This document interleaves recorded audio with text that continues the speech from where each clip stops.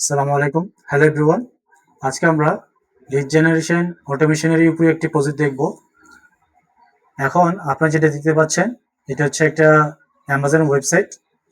Suppose you are a business owner, you have a like this a website. So in your website have a lot of products or services.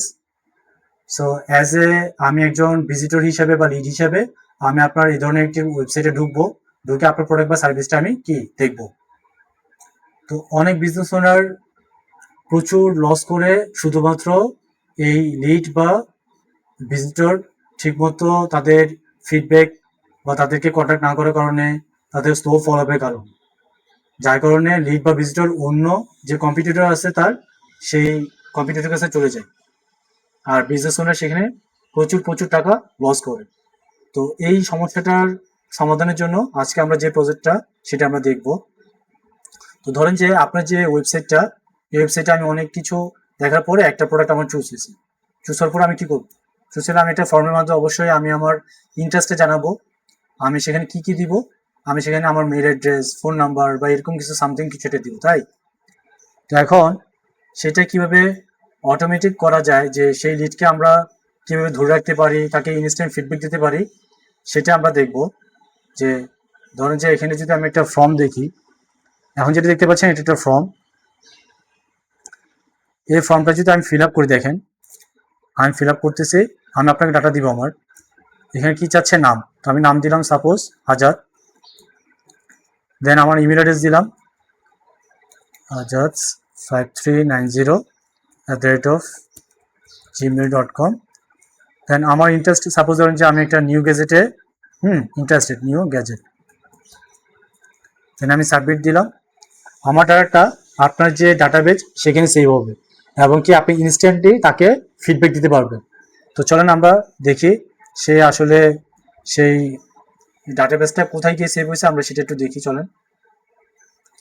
তো এখানে যেটা দেখেন, আমার যে data, এখানে আপনার যে এয়ারটেবল যে ডাটাবেস থাকবে বা যে কোনো ডাটাবেস থাকবে সেখানে গিয়ে সেভ হবে। দেখেন আমি এখানে আজাদ নামে একটা ডাটা দিয়েছিলাম, আমার ইমেল অ্যাড্রেস ছিল এটা, আর ইন্টারেস্ট ছিলাম আমি নিউ গেজেটে।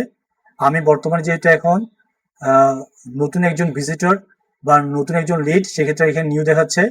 আপনার যে বিজনেস টিম থাকবে, সেটা ধরেন যে মার্কেটিং টিম বলেন বা সেলস টিম বলেন বা কনসার্ন পার্সন বলেন বা বিজনেস গ্রোথ টিম বলেন, তারা কি করবে, তারা সেই নিউ ভিজিটকে বা সেই নিউ লিডকে কি করবে, কনভার্ট করে কন্ট্যাক্টেড করবে বা কনভার্ট করে তাকে পটেনশিয়াল কাস্টমার বানাবে। এটা হচ্ছে যে মেন উদ্দেশ্য আপনার, তাই। আর এটা হচ্ছে যে অটোমেটিক ডেট এন্ড টাইম থাকবে। দেখেন আমি আপনার ওয়েবসাইটে ওই জাস্ট ইন্টারেস্টে দেওয়ার পরে আমার কাছে একটা মেল আসছে, দেখেন আমার মেল এখানে চলে আসছে আপনার ওয়েবসাইট থেকে। হ্যাঁ, যে কি আসছে দেখেন, আমি একটু ওপেন করি। হ্যালো আজাদ, আমাকে একটা থ্যাংক ইউ জানাইছে। তারপর বডির মধ্যে আপনার প্রোডাক্টের সব ডিটেলস বা কি কি ফিচার আছে, কি কি আমি নিতে পারি, কি কি অফার আছে, সবগুলি ডিটেলস থাকবে। দেন আপনার ওয়েবসাইটের নাম, অ্যাড্রেস, তারপরে কন্ট্যাক্ট নাম্বার, ইন ডিটেলস থাকবে। সাথে কিছু নোটও দিতে পারবেন আপনি। সো এটা হচ্ছে যে আমাকে দিলেন অ্যাজ এ আমি একজন ভিজিটর হিসাবে, সেটা আমি পেলাম।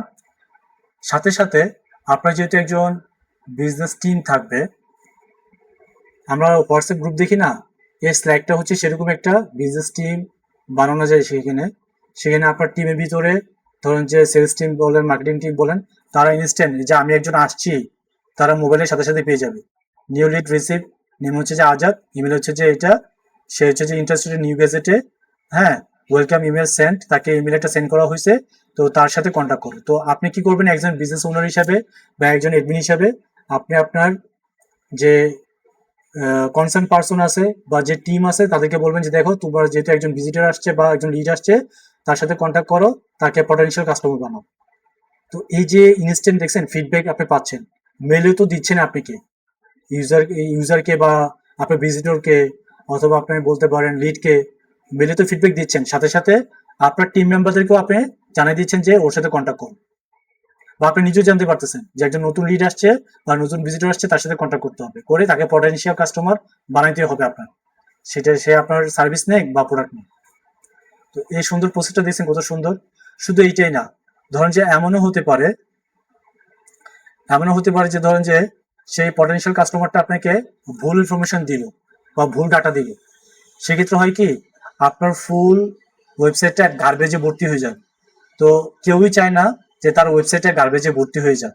তো সেটার জন্য আমরা আলাদা একটা ডাটাবেস রাখতে পারি, যেখানে ধরুন যে আমি এখানে আরেকটা যদি উইন্ডো খুলি, আপনি দেখবেন